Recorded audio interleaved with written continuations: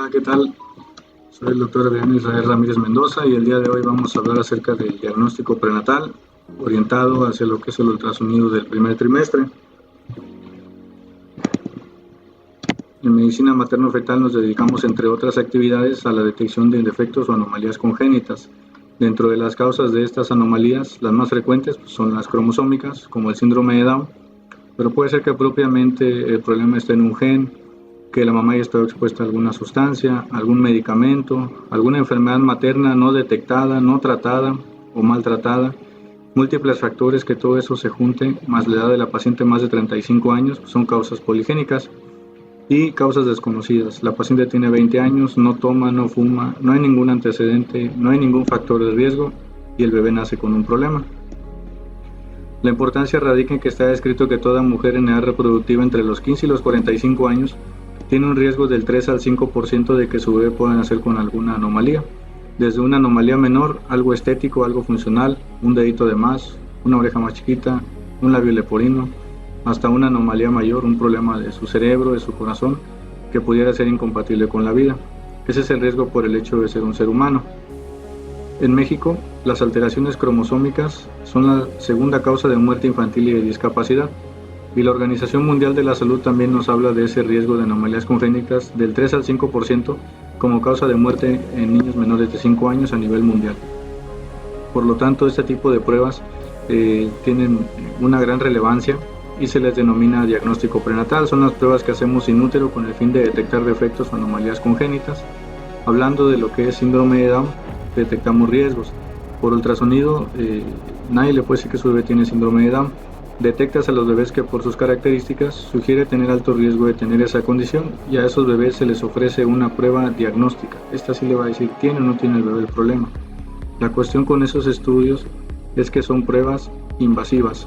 Antes de las 14 semanas es una biopsia de vellosidades coriales, es guiado por ultrasonido con una pinza especial, ir y tomar una pequeña muestra de la placenta para hacer una prueba genética.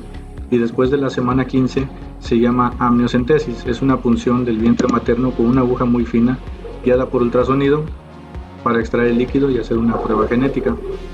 En manos expertas, el riesgo de complicaciones asociados a estos procedimientos está descrito en la literatura en menos del 1%. Y lo que se busca son aneuploidías. Los seres humanos tenemos 23 pares de cromosomas, somos seres humanos euploides. Aneuploide significa o que tiene un cromosoma de más o un cromosoma de menos. La aneuploidía más frecuente es el síndrome de Down. Uno de cada 800 recién nacidos puede llegar a nacer un niño con síndrome de Down, pero existen otro tipo de síndromes también. Después de los 35 años se empieza a incrementar la probabilidad o el riesgo de que pueda nacer un niño con síndrome de Down. Y como se aprecia en esta tabla, prevalencia de nacimientos de niños con síndrome de Down por grupos de edad de la madre en México.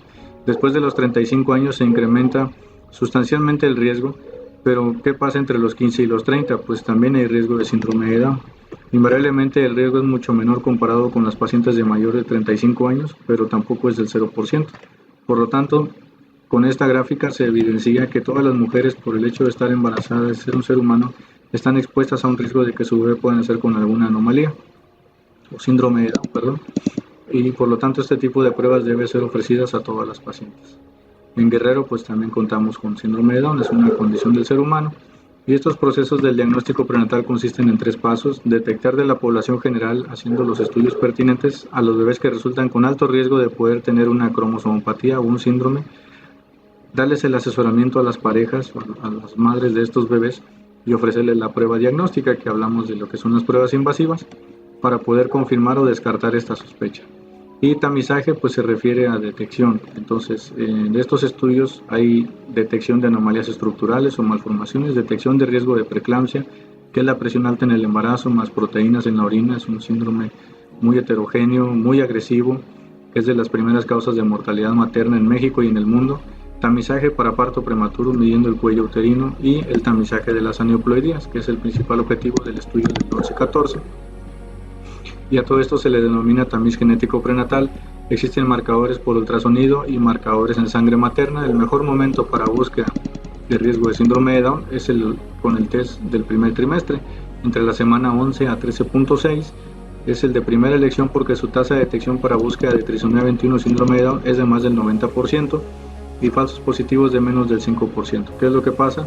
Combinamos la edad de la paciente, las características del ultrasonido, particularmente algo que se llama translucencia nucal y unas hormonas en sangre materna. Con estas tres variables podemos alcanzar esta tasa de detección de más del 90%. Cuando utilizamos únicamente estas dos variables, nuestra tasa de detección disminuye un 70 a un 80%, que también es bastante bueno, pero idealmente sería hacer el estudio completo.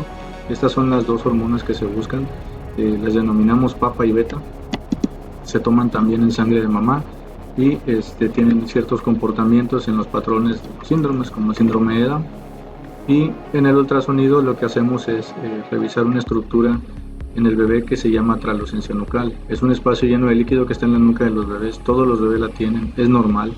Sin embargo, cuando esa estructura está muy gruesa, te sugiere alto riesgo para síndrome de Down. No es diagnóstica de síndrome de Down porque hay muchas condiciones, más de 50, que te pueden dar una translucencia nucal aumentada y no ser precisamente síndrome de Down.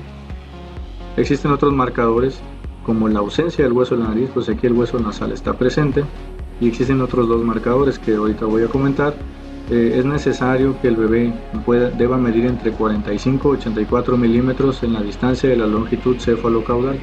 Si mide menos hay que esperar para poder hacer el estudio, si mide más ya no se puede hacer el estudio, por eso es muy importante medir al bebé y pues que corresponda con las semanas. Estos son los otros dos marcadores, uno se llama ductus venoso y otro es una válvula que se llama tricúspide en el corazón. Y con todo eso lo metemos a un programa de computadora que otorga la Fundación de Medicina Fetal del Reino Unido y clasifica al bebé en riesgos. ¿Riesgos de qué? Pues de tener síndrome de Down. Si sale con bajo riesgo, continúa control de embarazo habitual. Si sale con alto riesgo, se le ofrece la prueba invasiva, la prueba diagnóstica, que esta nos va a diagnosticar o a descartar el problema. Sale riesgo intermedio, utilizo los nuevos marcadores como el hueso de la nariz y los otros que comentamos. El estudio, por lo tanto, tiene una tasa de detección de más del 90%, considerando también las hormonas, que es bastante importante, idealmente sería hacerlo.